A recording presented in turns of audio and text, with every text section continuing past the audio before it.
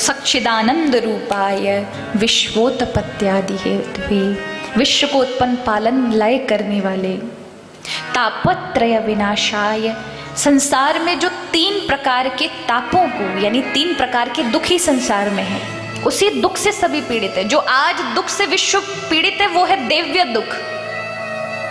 अचानक से आ जाना, भारी विपत्ति जिसका सामना पूरा विश्व करे। ऐसी विपत्ति जैसे अकाल, तो वो पूरा प्रदेश करेगा उसका सामना। कोई वर्षा जिसमें सब कुछ तहस नहस हो जाए, उसे कहते दैव्य पीड़ा, यानी आदि दैव्य दुख, आदि भौतिक दुख। कोई तन दुखी, कोई मन दुखी, कोई धन बिन रहत उदास। कोई मन से दुखी है, कोई तन से, कोई धन से दुखी है। लेकिन भगवान दुख को नहीं समाप्त करते। क्या समाप्त करते हैं? दुख से बड़ी चीज को समाप्त करते हैं। दुख तो हमारे प्रारब्ध हमने किए तभी तो ये शरीर मिला है। अगर पूर्व में ये मत समझे कि इस जन्म के अगले जन्म के होंगे, अनंत अनंत, इसलिए जन्मांतर कहा जाता है। जन्म माने जन्म के अंतर, उसके अलावा भी अनेक अनेक योनियों में जो आपके पाप कृत्य पुण्य कृत्य हुए हैं, वही तो आप फल के रूप में पा रहे हैं। जन्म जन्मांतर के उस प्रारब्ध के कारण आज हमारे समक्ष ये परिस्थितियां हैं। तो भगवान दुखों को नहीं, लेकिन दुखों के ताप को, गर्मी को, जिससे व्यक्ति झुलसता है, परेशान होता है, उसका हरण कर लेते हैं। क्योंकि दुख तो आएंगे लेकिन दुख आप पर प्रभाव नहीं कर पाएंगे।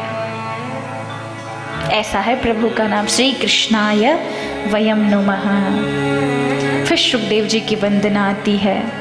यम प्रव्रजन्ते अलुपीत यपीत कृत्यम द्वीपायनो विरह कातर्या जुहावा पुत्रेति तन्मयतया तर्वो अभिनेदु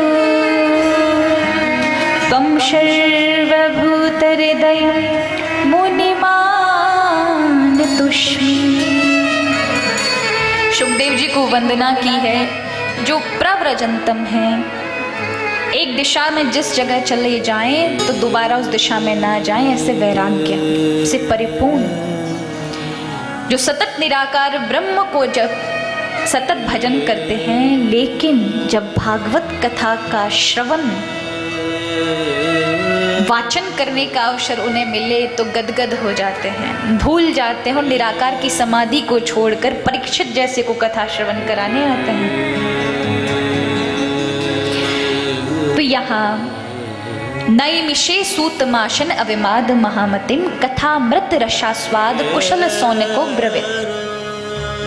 नैमिषारण्य की भूमि पर सूत जी महाराज का आगमन हुआ है।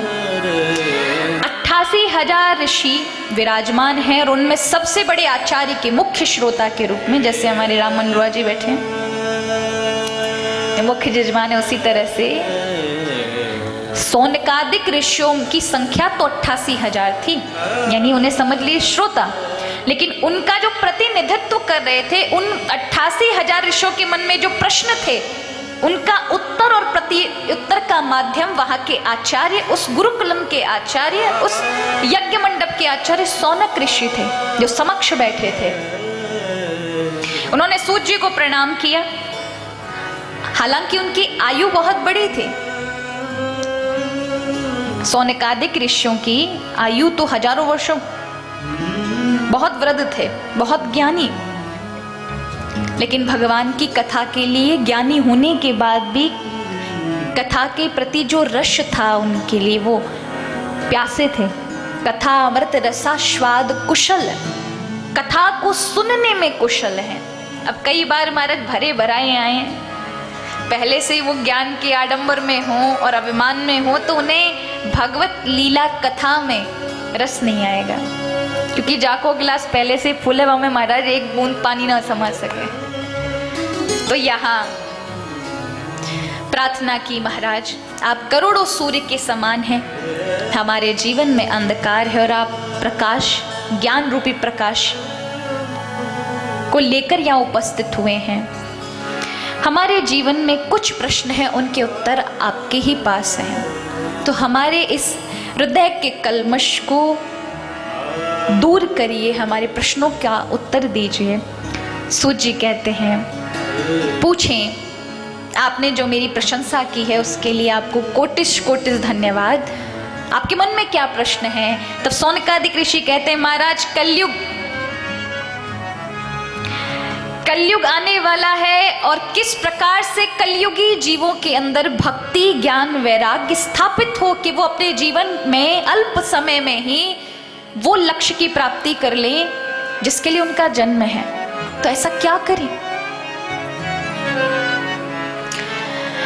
ये सुनकर के सूत जी महाराज प्रसन्न हुए और कहते हैं, हे सौनकादिक ऋषियों, इस संसार का सबसे बड़ा सत्य है कि हर प्रत्येक प्राणी यहाँ से जाने वाला है। काल व्याल मुख ग्राश त्राश निर्नाश हेतु, सब मरेंगे, लेकिन सबसे बड़े आश्चर्य की बात है कोई बेचैन नहीं है।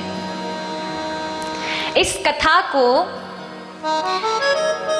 श्री परीक्षित जी महाराज को श्री सुखदेव जी महाराज ने श्रवण कराया था, क्योंकि उनको श्राप था कि 7वें दिन उन्हें तक्षक डस लेगा, सर्प के दंशन से उनकी मृत्यु होगी।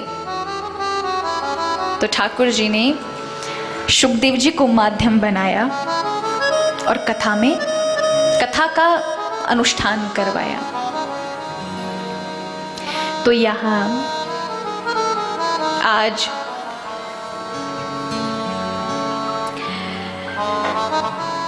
कहते हैं श्री सूत जी महाराज कि ऋषियों, आपके मन में जो ये भाव आया है कि ज्ञान, वैराग्य और भक्ति किस प्रकार से लोगों के जीवन में स्थापित हो, तो केवल एक माध्यम है, श्रीमद् भागवतान। केवल श्रीमद् भागवत कथा है।